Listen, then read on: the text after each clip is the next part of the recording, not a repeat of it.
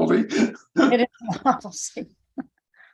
Sure. Okay, I think we are live now, maybe. Today's Tuesday, January 31st, first month of 2023, just about behind us. That could be an exciting time, like, wow, look at how far along we've gotten. Or it could be a reminder that I still don't have my stuff together. There's so much more to organize. So I know that's kind of the way I'm feeling. I'll just often feeling like there's just too much piling on and I can't get ahead of the to-do list. And one of our communicators had emailed me last week a fabulous question about content strategy, I guess. With so much information coming down the pike, and it's not just at the beginning of the year, it happens all the time. All of a sudden, maybe there's a lull in communication stuff. There's not a whole lot of events happening at the church or with the conference or whatever. And so it seems like you're fishing for content to post. And then all of a sudden, everybody's having their events the same month, maybe some fighting on the same day or the same weekend. So what do you prioritize? And I'll admit, we're often guilty of it. Sometimes we don't even we don't get the information or provide the information with enough lead time that you have a moment to strategize and figure out, okay, I should publish this on the newsletter on this day. I should send out a reminder message on this other day, all that good stuff. As if we had all the time and information that we needed. So with that rant, the question is, how do we get ahead of all of this? How do we schedule things out so we're not overloading and then feeling like we're really light on content? If anybody has some ideas on what you do or want to share some of your struggles, feel free to do so. Or even if you've tried something and it was a good idea, but I didn't quite follow through. I can share. All right. Feel free to jump in. Oh, go ahead, Sherry. When I was doing a newsletter for a couple of different churches that Jim knows, one of the things that I did was to have almost like a journal that I kept for that particular newsletter. And because I was doing two different newsletters, I kept the journal, and then I would have bookmarks and tags within that, but making notes to myself about these are the things for that particular month that I wanted to be able to make sure that I added in. Instead of me trying to remember for sure that I wanted to get that into, who are the people I needed to contact, and build that into a journal/diary sort of thing, that each month I look at the beginning of the month, here's the people I need to contact.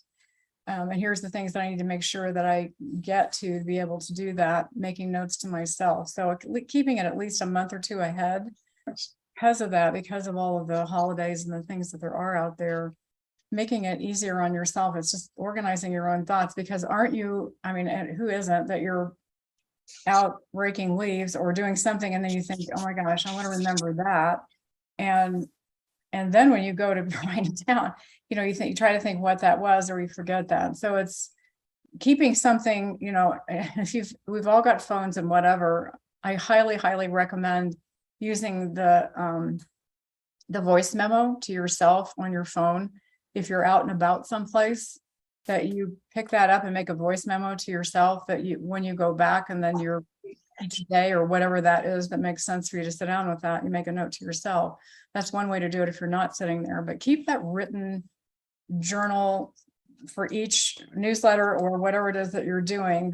And maybe it is, I keep a written calendar as well as one on my phone, because writing is a different part of your brain and you'll pull it up differently from that to remember the things that you need to do. So just some thoughts and hints of things I've done.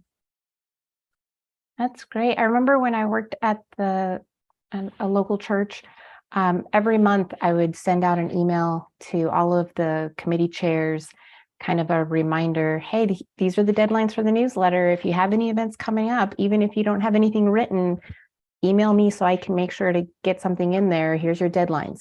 And most of the time, I either wouldn't get a response, because I think the assumption was, well, you know what's coming up, or it's the same one from last year. Or if I did get an email, often it was like really close to when I'm just about ready to print. So that was always fun. So I agree with you, Sherry. I think that's definitely stuff that I've experienced. I think they're great practices to get into, is just write it down. The voice memo, that's a great idea. I mean, we always have our phone on us. I'll sometimes wake up in the middle of the night and think, oh, that event is coming up. So I struggle with, do I go back to sleep? I'll remember in the morning, or no, I just voice myself an email, send it 3 a.m. as a reminder, so that in the morning I remember to follow up on that. So let's say, I'm sorry, case in go point, we had the district leadership conference coming up on Friday, and I received a note from Javier, I think it was last night or this morning, that he wants us to meet, several of us to meet with the bishop on that day. And I'm thinking, I sent a note back to him saying, are we sure we have the right date on this? It could just be a simple, but which do you want us to attend type of thing? And you have to push back a little bit too. yeah. So if let's say you've never had, what if you're a brand new church communicator and you're trying to figure out, how do I get started to get organized? You don't know what to expect. You don't know who to contact. So you're not thinking about what I should mark down. So I know one idea and one place where I usually start is to look at whether it's the US calendar, the state events calendars, my city events calendars, things where the church would have a presence or would need to say something. So just what's already available out there. Don't try to recreate the wheel. Also, the United Methodist program calendar. That's another major one, because that's going to, have all the dates for Lent and Christmas and whatever. But there might be something like Christian Unity Week of Prayer that you could share with, as the communicator. You're not creating the ministry, but you're always trying to drum up, what's coming up. Come on, people, tell me, so that you can publicize it.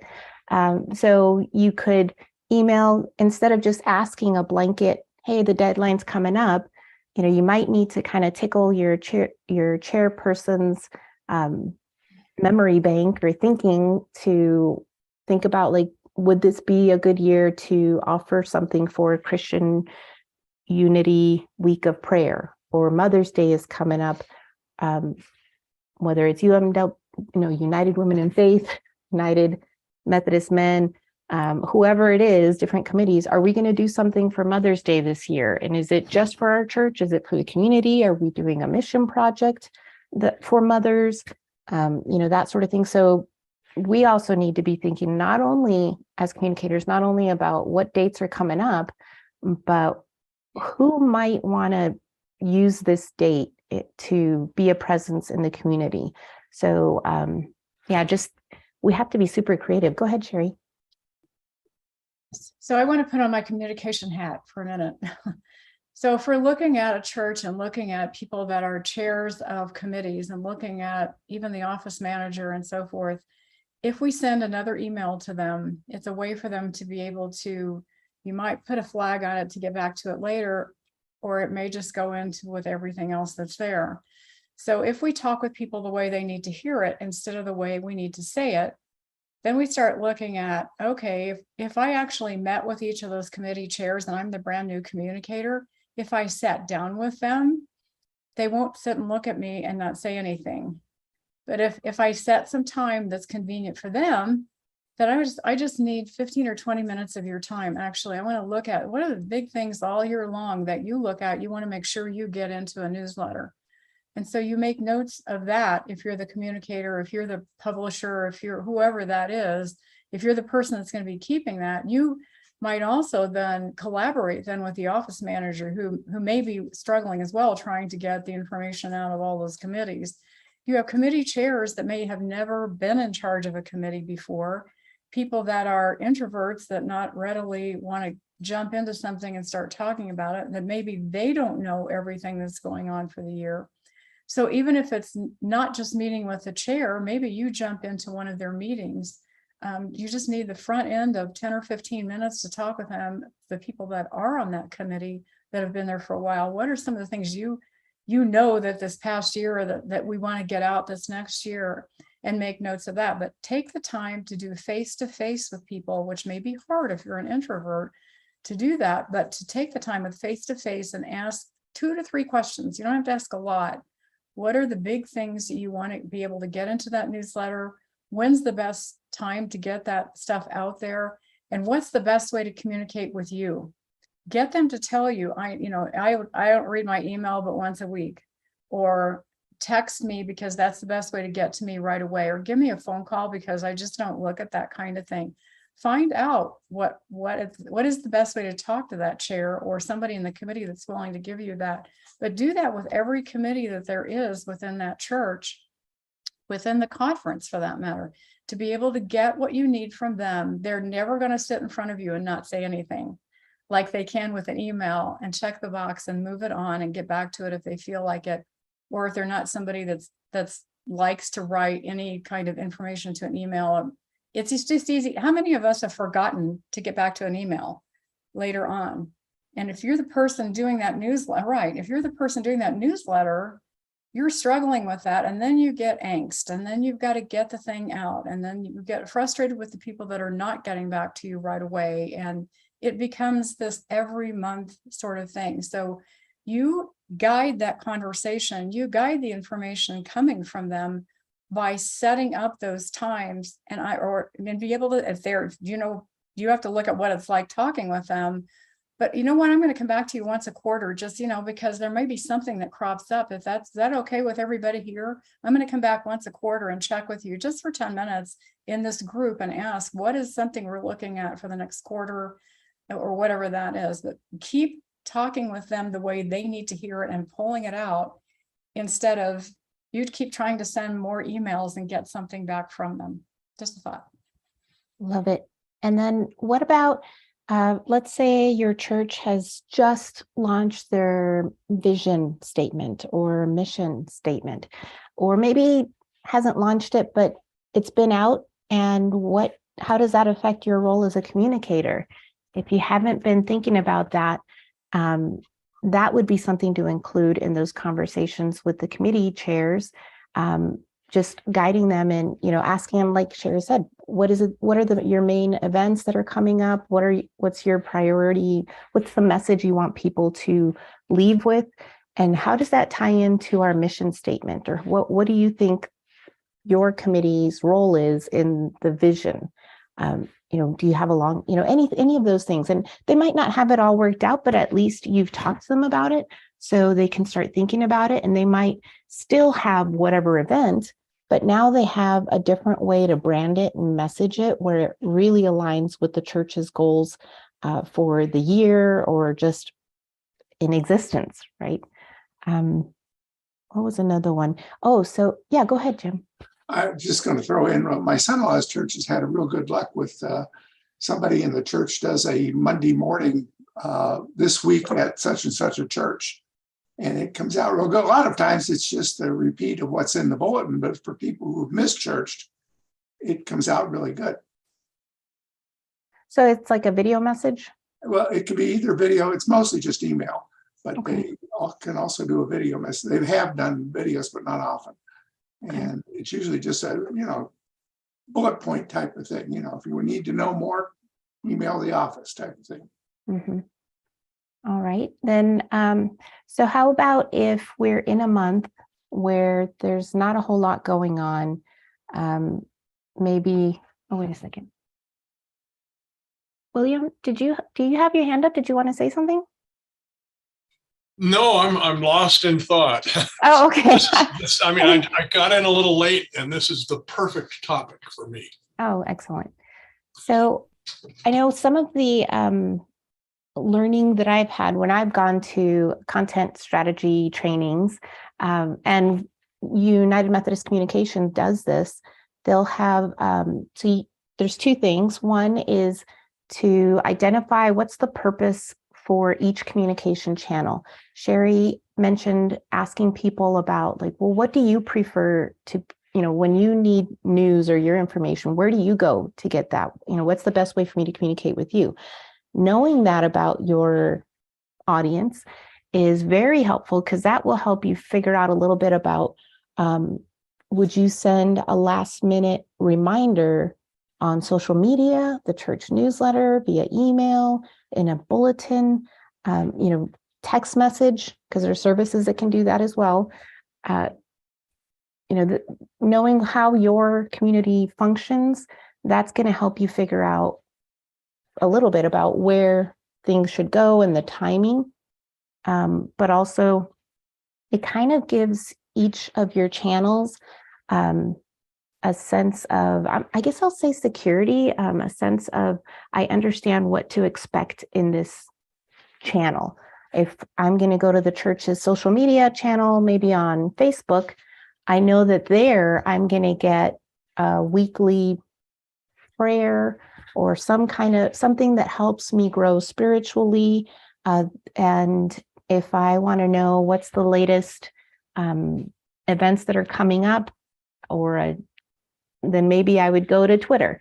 I don't know. I'm just throwing stuff out there, just that it's a lot easier if you have a specific purpose for each channel to prevent some of that like oversaturation, putting stuff everywhere and, oh my gosh, where else do I need to post? And then it also gives people the option of, I don't want to hear about all the different church meetings that are coming up. I'm not one of the church leaders. I'm not going to attend that, but I want, as a member of my church, to have my soul, my spirit fed. I want to be inspired. So I'm going to subscribe to whatever channel it is that's where you put that content out there, and make it clear to your audience that if this is what you're looking for, here's where you're going to find it. If you want to know all the ins and outs that are happening with the church, you've got to subscribe to our newsletter. We'll put daily reminders in Twitter, but whatever, right? Were you going to say something, Sherry? I'm sorry, I didn't mean to interrupt you. Go ahead, finish. So I could keep going and going. I wanted to tag on to something you just said, because it's really important. Because you're looking at the why of it. And that's what I'm going to talk about in the leadership talks next month. But it's why of that particular channel. The other thing that I want to bring up with that, and to talk about it here too, is that when you meet with those committees, if you're the communication person, when you're looking at your church, why is your church important in the community? If somebody was talking about your church, why is that important? And it's not just when you talk about the mission or the strategies or whatever of your church, your vision and all of that, that is something that you have created inside for people to look at and how their why fits into that. But the bigger thing that we're looking at today's world is that we're losing members, that people aren't coming back, that they're looking for why it's important to them. So when you're in a committee or you're in a church like that, everybody collaborating, looking together at, who are we in the community? Who do we want to be? How, if somebody was going to describe us, what are some of the words and the things that we do within the community? So when your communication goes out, and the first, one of the things you've got is that your website and your newsletter and your Facebook page, whatever you've got, then needs to reflect that kind of communication. This is who we are, and pulling people in from that aspect. So how can you make that newsletter look like what you're wanting to communicate from the church as to why you exist within the community? The importance of this church in the community are these things. This is why people come and want to be a part of this, so that somebody looking at it can see themselves in that, can see that, I want to be a part of something like that. I want to feel that. I know that would fulfill my spirit to be a part of a church that is doing this in our community, rather than, and I don't mean this to be flippant at all, please don't take it like that, but people don't show up for the 15-minute sermon on Sunday. It's something that is a part of that, but they look at the whole piece of that. So the fellowship and the culture of this church is this, and it fulfills my why, and that's why I want to. So how do we communicate that to the community around, this is who we are and why you want to be a part of us. So you have to look at every channel you have. If it's Instagram, if it, whatever, every video, every piece of communication that goes out needs to reflect who this church is and the importance of it in the community. Excellent. And if you know that why about your church, that this is, why we exist in the community, this is how we're making an impact, this is what we believe in, that could also help you, believe it or not, to weed out some of the content that's coming at you to publish. There's a lot of great information about the United Methodist Church. There's a lot of great information about the Western jurisdiction, about our conference, about your district. But if your church's why at this moment, because there's in existence, this is why the church exists, this is what we want to be in the community. But there might also be stuff that the pastor, the lay leader, whoever is trying to get everybody to focus on right now. We are dealing with the immigration issue. We are dealing with, whatever it is that's going on in your community that really is going to connect with people that are not already part of your church. So if that's the focus, that's the one part of your big why that you're going to focus on right now, and yet there's a huge story from United Methodist News about wells and clean water that's available now in whatever country out there. That's kind of derailing. It is important. It is special. It is part of your church's story because we are connectional, but that doesn't need to be published right now while you're trying to focus on this one main part of your big picture why. You might want to save that and see, like, if you have an idea of what's going on with your different committees, if your Earth Care team is planning stuff or don't really have a plan, then you can figure out, I'm going to save that article about the clean water for the month when the whole world is thinking about Earth Care. Then it's not going to really derail from our church. It makes our church seem significant and relevant to what's going on with the rest of the world. So that's one way to kind of balance all the content that's coming out and what you should publish. There could be times where there's multiple articles, multiple events that are happening. For example, right now we're entering Black History Month. So there's going to be all sorts of information that's out there. So it's up to you to decide, or maybe with your pastor or your missions chair, or whoever, what information do we want to really follow? Like, what are we going to publish and what are we going to maybe follow for this month? So it doesn't have to be, here's what the United Methodist Church did. Here's what Desert Southwest Conference is offering. Here's prayer from our church. And here's, all over the place. Because that also just seems like here. It doesn't really seem like there's a real plan. So if your church isn't doing anything or engaging in anything, then you could offer, well, there is this information that we could publish.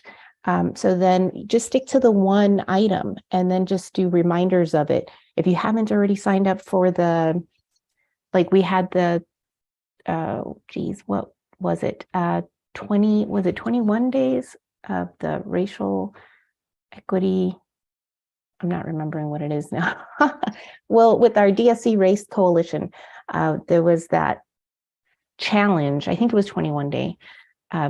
Anyway, so, there might be that you could share because that's still available on the website. And it's not something that your church needs to do, but you could publish one of the listen items or one of the reading items once a week, maybe, as a reminder of where are you at on your 21-day challenge.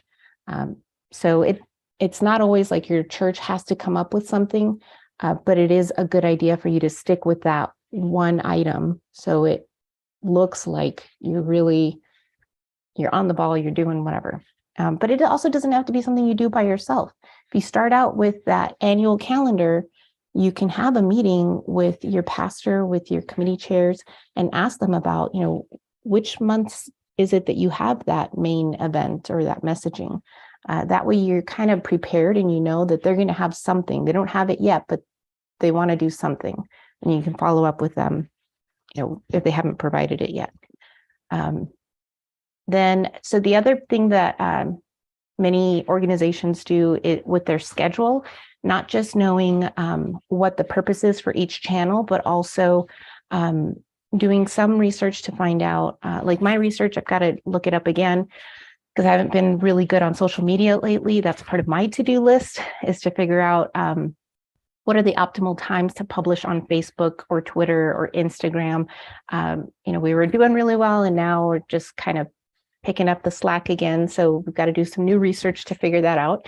And so it would, ideally, you're planning your maybe 1 or 2 posts for that time frame when it's optimal for you to publish, because most people are on and engaging at that time. Whatever the US news is saying, sorry, you hear my dog barking, sorry. There's also going to be analytics that you can do. Can you hear me okay? Does it sound weird? Okay. There's also analytics that you could do just on your own social media so that you can see with your current audience, what are the optimized times to publish. If somebody else wants to share right now, I'll be quiet because my dog's just, he could. All right. Well, I plan on, there's so many things that I plan on doing. I planned on updating the content calendar that has some of those dates that I was talking about. I think I'm going to follow Sherry's advice and connect with our conference committee chairs and our districts and see what are the events that they have coming up. And hopefully I can update that soon. I don't know if you've noticed that I've been keeping that link out of my email invitations. It's because I haven't updated it. And I just felt like, I don't want to here's old information. That's didn't seem right. So I'll update that, but do the same thing. Check and see what's going on. Reach out to your committee chairs, talk to your pastor, and figure out, okay, it's not too late. The first month passed, but at any point we can start an annual plan for what we want to communicate. And just as a quick reminder, this summer's annual conference is going to be the last annual conference before we get into general conference. So be sure to mention that. And I know we've got a sessions meeting, which is the planning team for annual conference, a sessions meeting this week on Wednesday. We're going to be talking about what do we need to advertise, what do we need to provide resources, what is the event going to look like, all that stuff. But if you all can just email and say, I'm going to need something like this, my community is curious about or doesn't understand or would love to engage in, send that information, please. Go ahead, Sherry. What if instead of starting that committee meeting with what are we going to do with this, you're starting with what again, rather than starting with why? And it's tough to do because we're all geared into, here's what we want to get done. Or, here's how we're going to get it done and here's what. But if people are not engaged in why this is important, and I would all of you, when you go back to your churches, go back to any committee, talking with your pastors, whoever you're talking with, I would start with why. Why do we exist in this community? Why do you think we're important today in this community? And how can we then use that then to be able to get that message out there? We can decide what the message is later, but the same thing with the conference. Why are we going about this? Why is this going to be important to everyone within the conference? And start with why in that conversation. And if you open that up to your committees, your committee chairs, and everyone that you talk with, whether it's the conference or the pastor or whoever it is, you may get a minute of a blank look, because sometimes it's a little bit hard to, we're really involved and knee deep in what we're doing. But sometimes it's just from the aspect of you've done it over and over and over every year. This is what we do every year. This is what we do. This is how we go about it. We don't know why we're doing it. We're just doing it because you'll engage people in everything you do when they know why they want to be a part of it. I'm keeping her quiet like this. Why they want to be a part of it. and why it's important to them to be a part of what's going on with that. When you have that why embedded in your soul, you'll come back. You'll come back, you'll want to be a part of it. Everyone, whether from the pastor to the office manager, knows why the focus is there. So I don't want to hammer that, I guess, but you will be amazed at the difference in the conversation when you start with, why are we doing this? Why is this important in the community? And really evaluating that. I'll stop talking. My Shih Tzu would like to give a speech now.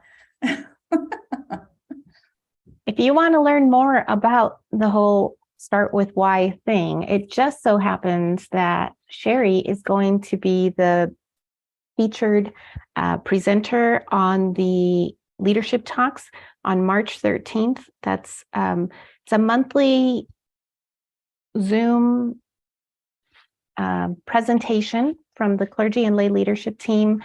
They do take a break in the summer. The next one that's coming up is on February 13th. It's called Playful Leaders. And that one's kind of, the tagline for it is, if you're wondering how to affect real change, this leadership talk is based on the book of Friedman's Fables. And the presenter will be Reverend Dr. Kristen Hansen.